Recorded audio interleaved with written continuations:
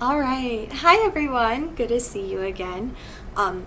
In true greatness fashion, I'm doing this video at 8:39 p.m. on the last day of January because I promised you guys 2 videos.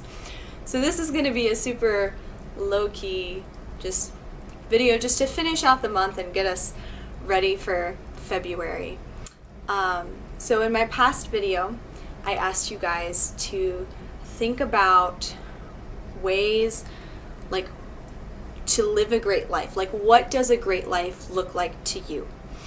And so I did this as well, and I wanted to share with you some of the things that I wrote down, and you can go back and recall kind of what your thoughts were, and I would love to hear what you wrote down in the comments, so be sure to comment below.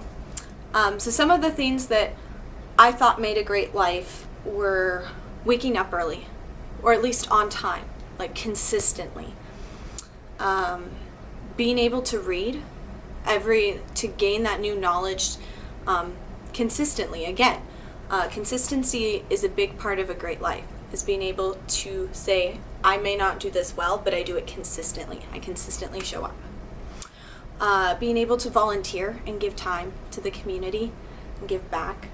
Being able to meet with people and to share life with them, whether that is going hiking or just grabbing coffee, and to be able to learn to them, to have people in my life that I look up to and that I can seek advice from. So those were some of the things that I wrote down, and like I said, I would love to hear what you wrote down in the comments down below, and kind of we can share and compare and contrast. And I will touch back on that in February and what those things mean and what we're going to do with them. But I just wanted to let you know that I was right there with you, thinking about this greatest life and what it would look like. So, for my video today, I wanted to talk about something that I encountered in one of my college classes. Pause for tea. So one of my courses is about diversity.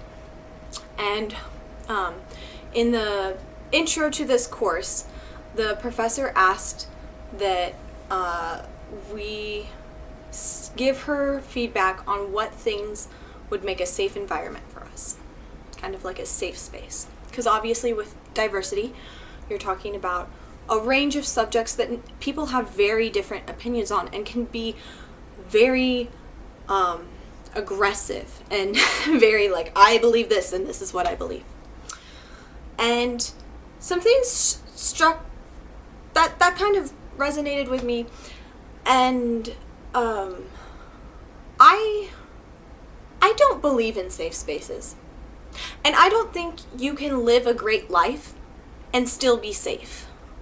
I think the concept of safety is almost the opposite of greatness, because to be great, you constantly have to be pushing yourself. And if we're safe, if we're creating this false environment where I won't say this thing because it may offend you, one, that's not real. You're not going to find that in the real world. And I was actually really disappointed, because while I very much so respect and want to love people, I also want them to be prepared for life. And in life, you're going to get attacked. Like, it's rough out there. I mean, as a college student, I'm not even in actual life, and it's rough. It's rough. And all of us have had those rough moments. So, I guess the question is, what is the price for greatness? What are you guys willing to pay to live a great life? What are the things that you hold back from because you're afraid? Because they're not safe. I think that inhibits a lot of people from living a great life, is because they're afraid, they don't have the courage to do something because it's outside of their comfort zone, or they're not sure how it will end up, or it may not be safe. And I mean, like, think of the great people who have lived. Think of, like, Amelia Earhart. Let's take her. A woman who wanted to fly across the Atlantic at a time when, like, women doing things, having jobs, being adventurous, that wasn't really appreciated. That wasn't safe of her.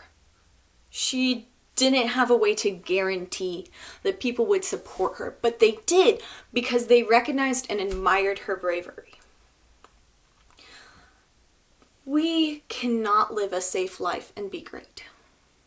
Now, that doesn't mean we go the opposite way and be completely reckless, but it means that we accept that there are things that are going to happen that hurt. There are things that are going to happen that are going to go completely wrong. And that's okay, because it's a part of life. And because we can never grow unless we have some growing pains with that. So yeah, your action for this month, this period, do something that makes you uncomfortable. Do something that really kind of pushes you, that takes some guts. Whether that's disagreeing with someone respectfully, whether that is maybe doing an activity you don't normally do, whether that is learning about a subject that you've kind of, you don't know if you want to learn about that or not, but doing something that pushes you just a little outside of your comfort zone. That's your action for this month. All right. Be great, live great, Carpe Diem, and we'll see you in February.